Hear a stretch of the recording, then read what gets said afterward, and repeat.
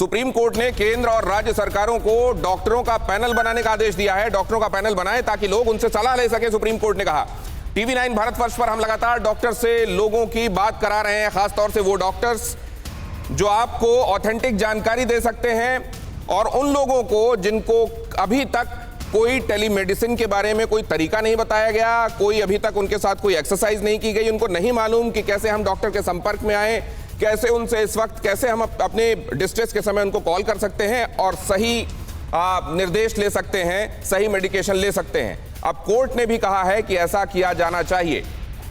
Supreme court ने केंद्र सरकार से ऑक्सीजन सप्लाई और उपलब्धता का डेटा मांगा है, मेडिकल सुविधाएं और जरूरी दवाओं को लेकर उठाए गए कदमों की जानकारी मांगी है। वैक्सीन की अलग अलग कीमत पर सरकार क्या कर रही है, सुप्रीम कोर्ट ने कहा। यह राष्ट्रीय संकट का वक्त है, हम मूक दर्शक बने नहीं रह सकते, सुप्रीम कोर्ट ने दोहराया।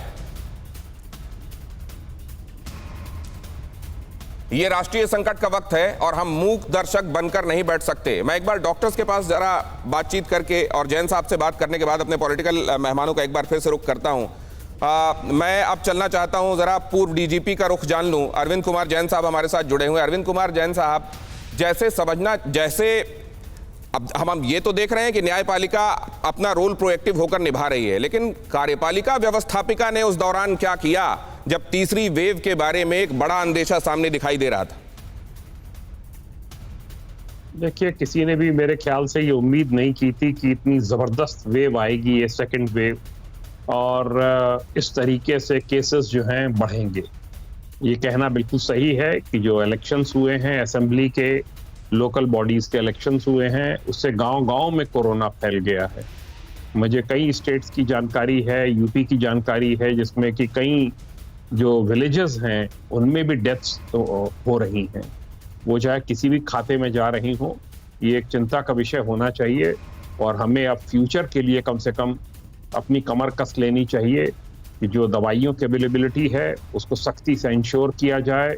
जो ऑक्सीजन की सप्लाई है, इंडस्ट्रियल ऑक्सीजन की सप्लाई को रोककर मेडिकल ऑक्सीजन की सप्लाई जोर शोर से की जाए। इंडिया एक नेट एक्सपोर्टर है ऑक्सीजन का, और फिर भी इस प्रकार का हाहाकार मचा हुआ है।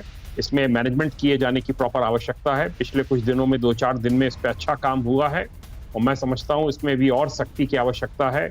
दवाइयों की कालाबाजारी है और सब चीज़ें हैं, इसमें बहुत ज़बरदस्त क्रैकडाउन होना चाहिए और इसमें NSA गैंगस्टर्स एक्ट में ऐसे तत्वों के विरुद्ध कार्रवाई होनी चाहिए, तभी उनको नसीहत मिलेगी। कई जगहों पर तो ऐसा हो रहा है, लेकिन सर उन जगहों पर भी ये रुक क्यों नहीं रहा है, ये मेरी चिंता की बात है।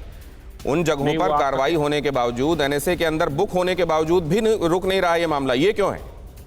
ये लोग बड़े ढीठ हैं और पैसे के लिए कुछ भी करने को तैयार हैं। इस पे लगातार ये सख्ती जारी रखनी पड़ेगी।